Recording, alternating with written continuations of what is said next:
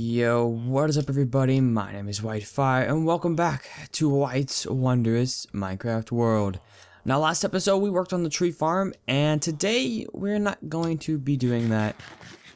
Today we are going to be working in a place that many of you probably haven't either seen or haven't seen it in a long time. Right below me, as you may be able to hear by some of these sounds around me, is a makeshift not so great villager catcher. Actually, I use this to catch zombie villagers and turn them into actual villagers. And this is all in preparation for an iron farm that I want to make.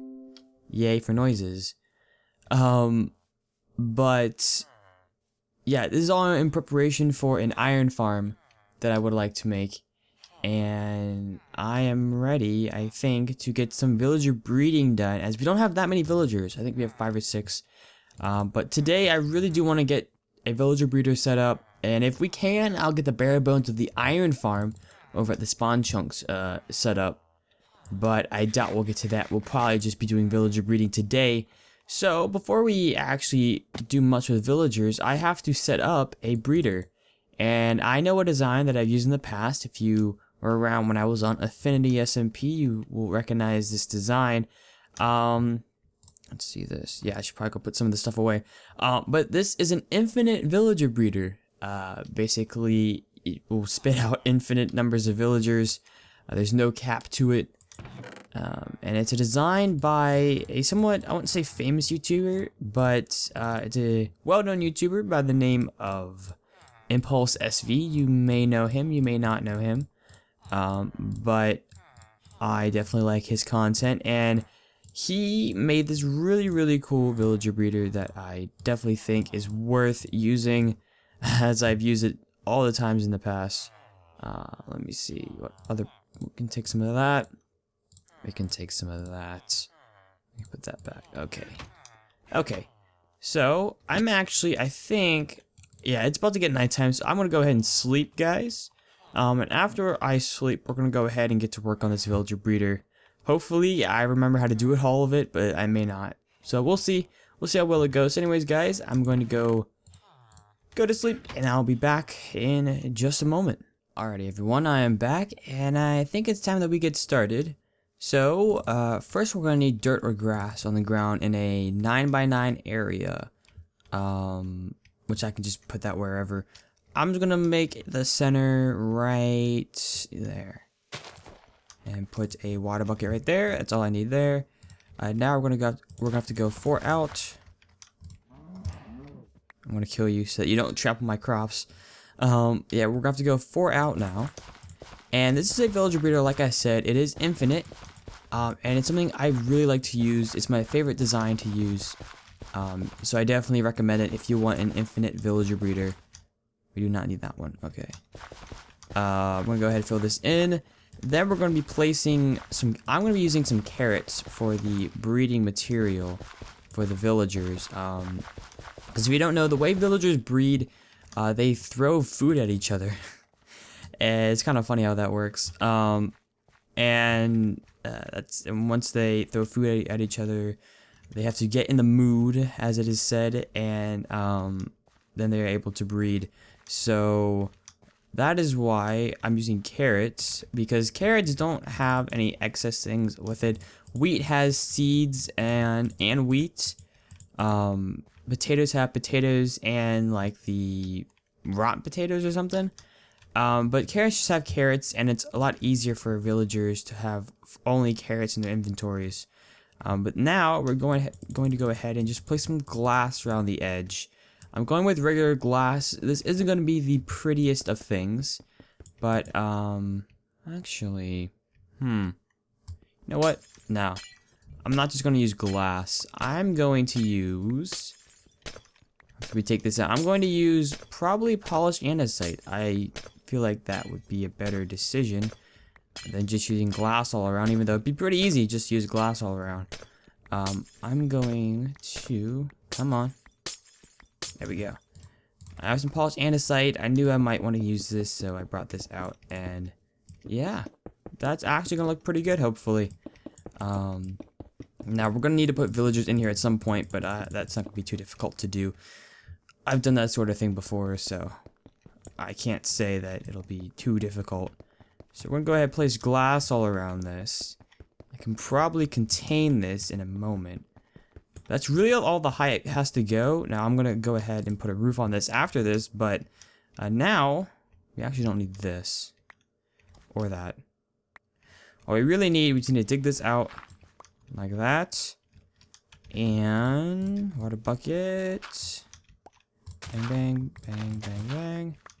So there's gonna be a trap door right there, and there's gonna be a glass block right there. Now what this is gonna do, whenever there are baby villagers in here, they're gonna hopefully find their way over this way, and the baby villagers can go underneath that glass block.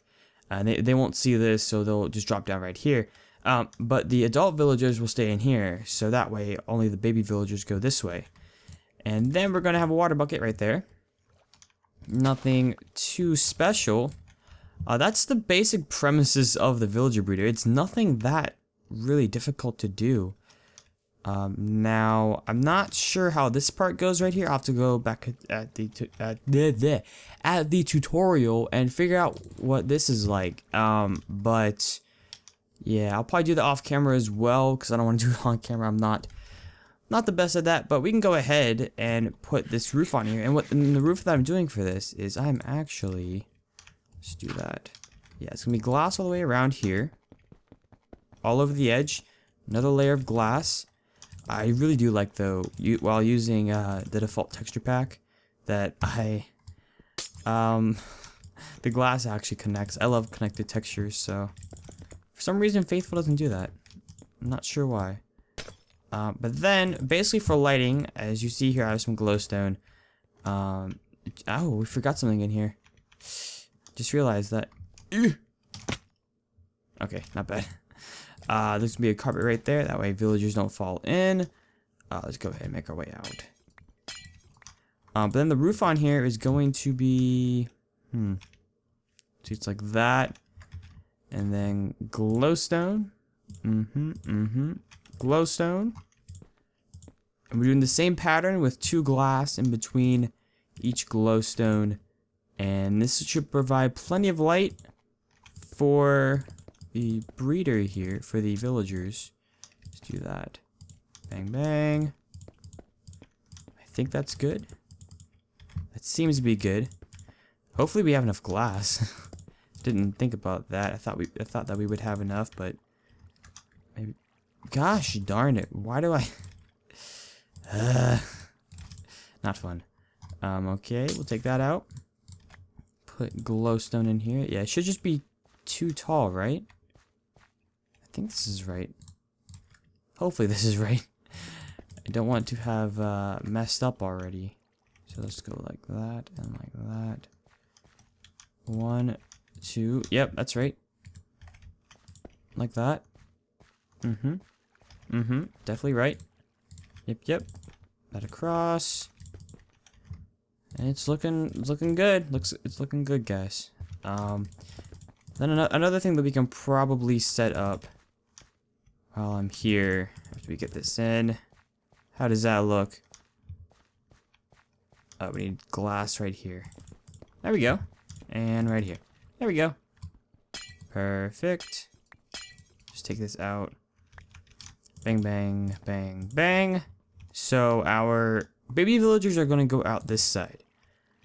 So we're going to want our... We're going to have a villager down here. There's going to be a bunch of doors down here as well. And this is what makes it infinite. I'm not completely certain why. I'm not the best with villagers, but we need to go 7 down. 3, 4, 5, 6, 7. 2 across, like that. And we're gonna set this all up with doors. I'm just using those doors. I don't think it really matters as to what kind of doors are used. Any doors are fine. But you do want to have glowstone here or some kind of lighting just so that nothing spawns down here. And I am going to have to... Alright, let's take that and that. Okay, I'm gonna have to put some glass right here because a light is going to have to reach those doors down there from above, sunlight, so that's gonna happen. But that's the majority of the breeder, actually. All we need is villagers in.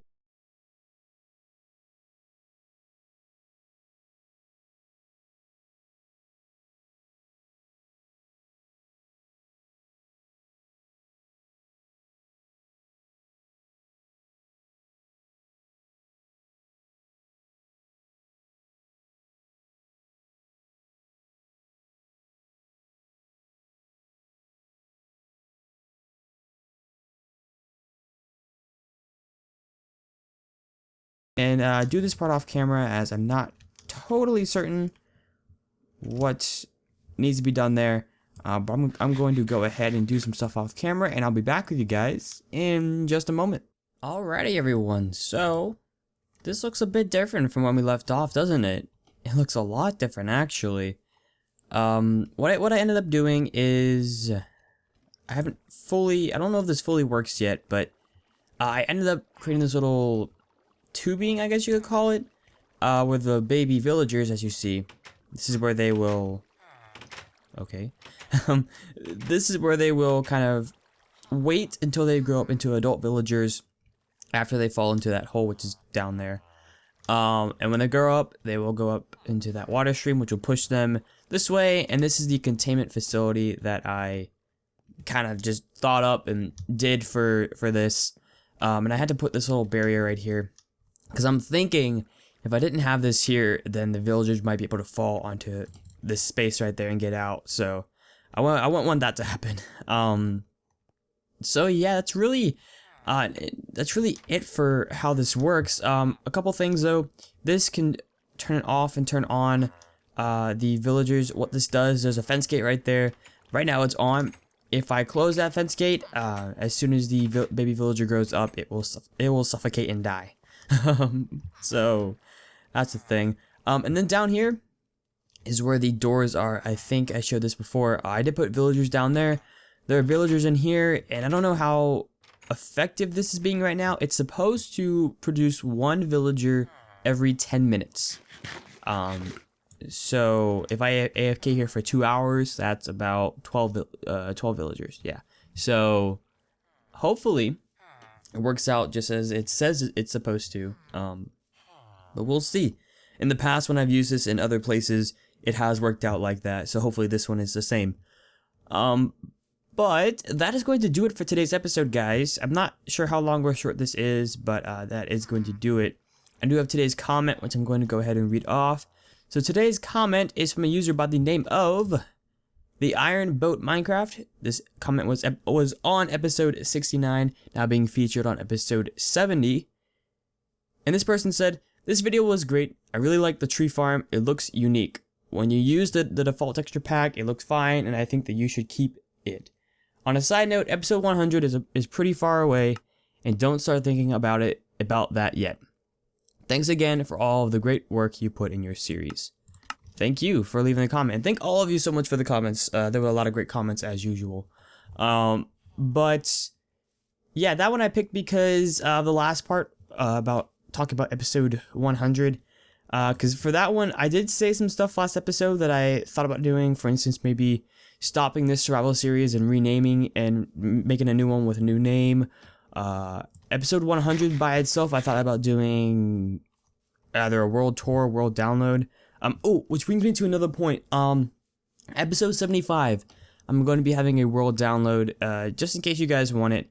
And if you don't want it, that's cool. But the last world download went pretty darn well. I think right now it's sitting at almost 300 downloads, so that's pretty good. 300 downloads. That's pretty awesome. But yeah, that's gonna do it for today's episode, guys. If you did enjoy, go ahead, smash that like button, leave a comment, and subscribe to the channel if you're new and or are not subscribed. Anyways, guys, take care, and I'll see you later.